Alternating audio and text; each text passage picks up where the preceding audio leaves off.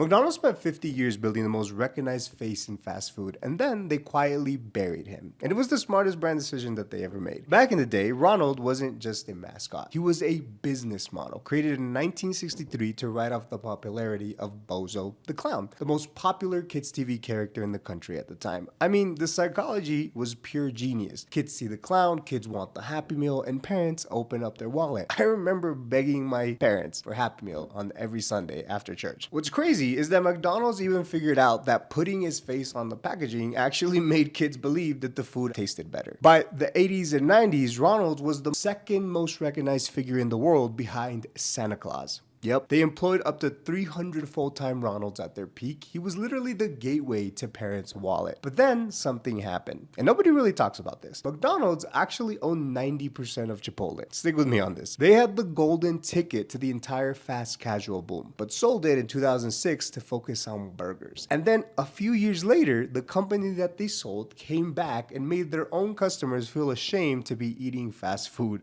Crazy. McDonald's at this point has an identity crisis, and Ronald McDonald's is walking around in giant red shoes right in the middle of it. They needed an exit, and they needed a change, and of course, the universe handed them one. The creepy clown hysteria. People dressed as psycho clowns, wandering neighborhoods, lurking in the woods, showing up at schools. It was the perfect cover-up. They quietly buried the clown without making it a public funeral. While America was busy being terrified of clowns, McDonald's was over here gutting out the old identity.